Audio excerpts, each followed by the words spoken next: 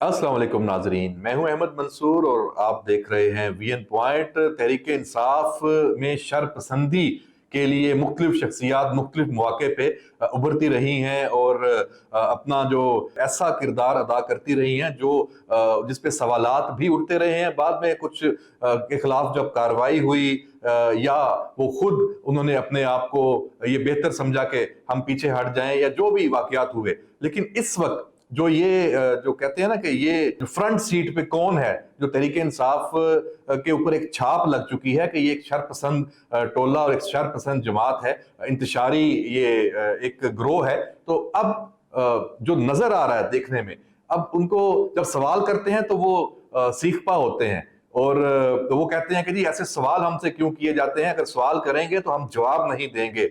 आप समझ गए होंगे हलीमा खान की बात हो रही है। वो इस वक्त जो तहरीके इंसाफ का ये चेहरा है जिसने इंतशार फैलाना है, कोई अदम इस्तेहकाम इस मुल्क में बरपा रखना है और प्रोपेगंडे को आगे बढ़ाना है, झूठी और फेक जो न्यूज है वो लेके आनी है और मुसलसल रोजाना की बुनियाद पे आपको मीडिया पे सोशल मीडिया पे नजर आना है।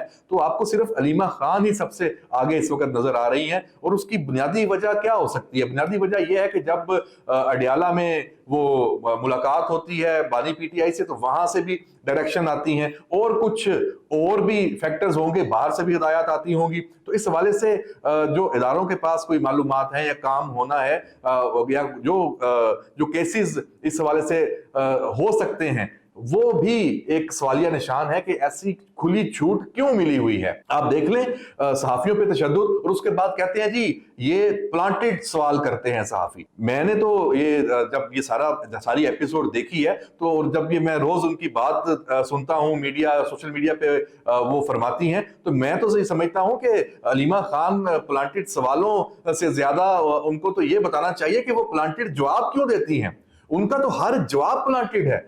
वो एक सोच समझ के आती हैं और एक जो नई जिसको कहते हैं ना कि जो एक फेक न्यूज और नैरेटिव है उसको प्रमोट करके चली जाती हैं, जिसका फिर पाकिस्तान को नुकसान होता है। पाकिस्तान में सियासी अदम से काम भी आता है और पाकिस्तान जो एक इस वक्त तरक्की के सफर पे गामजन है, पूरी दुनिया में पाकिस्तान की धूम मची हुई है, उसमें ये स्पीड ब्रेकर जो बनने की कोशिश कर रही है। तो ये जो एक तरह से ये तो इसको तो आप खुलेआम गुंडागर्दी कह सकते हैं कि आपने आईन और कानून का मजाक बनाया हुआ है। अदालतों में आपके केसेस हैं, वहां आपने जवाब नहीं देना, आपने आके जो अदारों को टारगेट करना है, शख्सियात को टारगेट करना है, धमकियां देनी है और कहना है कि जी जलसे होंगे और ऐसे होंगे कि मुल्क बंद हो जाएगा।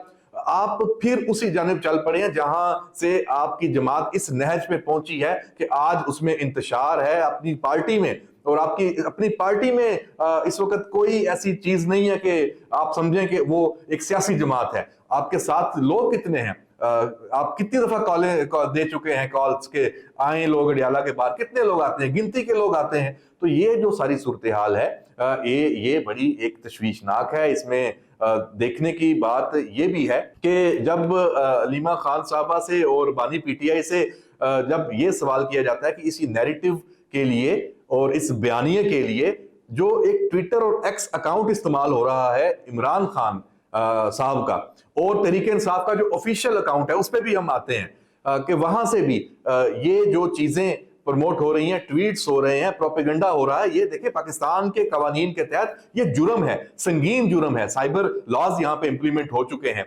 तो अब ये जो मुकदमात हैं, ये जो ये जुर्म है, ये इसके पीछे कौन है उस तक तो पहुंचना है अदारों ने, और उसके लिए जो बानी पीटीआई इमरान खान से तफ्तीश भी शुरू हो गई है एफआईए की, जो साइबर क्राइम उनका विंग है, बल्कि अब तो एक अलहदा डिपार्टमेंट भी बन गया। खबर ये आई है कि जब ये सवालात हुए तो आए बाएं शाएं बड़ी परेशानी रही खान साहब को कि भाई वो बता नहीं पा रहे थे कि कौन इस्तेमाल करता है। भाई आप तो अडियाला में हैं, आप तो कैद में हैं, आपके पास मोबाइल की सहूलत भी नहीं है, तो एक्स अकाउंट से पोस्ट कैसे होती हैं? वो पोस्ट बनाता कौन है? किसको ये राइट दिया हुआ है कि आपके कहने पे ये करना है? जबरान इलियास, वो उनका नाम सबको पता है, लेकिन सिर्फ वो अकेले नहीं है, ये इसके पीछे पूरा एक नेटवर्क है, ग्रो है। क्यों? क्योंकि ये जो बयानिया है जो वहां से प्रमोट होता है वो भारत को सपोर्ट करता है, वो पाकिस्तान के दुश्मनों को सपोर्ट करता है। तो साफ नजर आता है कि ये जो बयानिया है ये जिनको प्रमोट किया जा रहा है ये उनकी मंशा से हो रहा है। اور عمران خان کی مرضی شامل ہے۔ اب یہ سوال علیمہ خان سے بھی ہوا، بیرسٹر گوہر سے بھی ہوا، علی امین گنڈا پور سے، مذاق میں ٹال دینا کہ جناب یہ تو فلاں جو صاحب ہیں وہ کرتے ہیں، آپ کرتے ہیں، میں کرتا ہوں، مطلب اصل بات نہیں بتانی، کیونکہ پتہ ان کو لگ چکا ہے کہ یہ ایک جرم ہے، جو اس سے جڑے گا وہ بھگتے گا۔ دوسری بات کہ یہ جو پی ٹی آئی کا آفیشیل اکاؤنٹ ہے اس کا ذمہ دار کون ہے؟ جو ٹویٹر اور ایکس اکاؤنٹ ہے P T I official, party کا چیئرمین، اور پارٹی کا چیئرمین کون ہے؟ بیرسٹر گوہر۔ تو سوال یہ پیدا ہوتا ہے کہ کیا بیرسٹر گوہر کے علم میں ہے کہ جو اس کی پارٹی کا آفیشیل اکاؤنٹ ہے وہ کون آپریٹ کر رہا ہے؟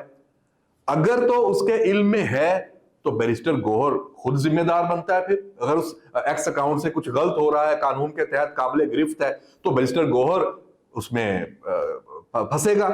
لیکن اگر بیرسٹر گوہر یہ کہتا ہے کہ اسے علم نہیں ہے، تو یہ ایک ایسی پارٹی کا چیئرمین ہے کہ اس کا جو آفیشیل اکاؤنٹ ہے اس کو پتہ نہیں ہے، تو اس سے لا تعلقی کا وہ اگر اظہار کرے۔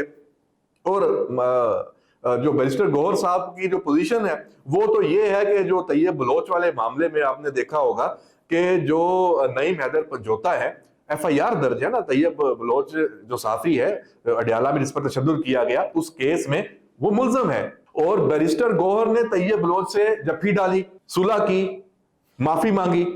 اچھا، جب نعیم حیدر پنجوتا سے بات کی گئی، سوال کیا گیا کہ بھائی آپ کے چیئرمین تو اس کو معذرت کر چکے ہیں، معافی مانگ چکے ہیں، اس کا مطلب انہوں نے تسلیم کیا کہ طیب بلوچ کے ساتھ زیادتی ہوئی ہے، لیکن جناب وہ پنجوتا صاحب ان کو تب چڑھ گئی، انہوں نے کہا نہیں میں صحیح ہوں اور طیب بلوچ اپنے اوپر تشدد کا خود ذمہ دار ہے۔ واہ کیا منطق ہے! تو جناب یہ پارٹی ایسی ہے کہ جس کی کوئی مطلب آپ سمجھ لیں سمت ایک آپس میں نہیں ملتی۔ تو اس میں اب دیکھتے ہیں کہ معاملہ کہاں جاتا ہے، لیکن یہ جو علیمہ خان، علی امین گنڈا پور، بانی پی ٹی آئی، بیرسٹر گوہر، ان چاروں کو خاص طور پہ یہ جواب دینا ہوگا کہ جو یہ ایکس پہ، ٹویٹر پہ پروپیگنڈا چل رہا ہے، پاکستان مخالف، ریاست مخالف اور کردار کشی ہو رہی ہے شخصیات کی، اس کا ذمہ دار کون ہے؟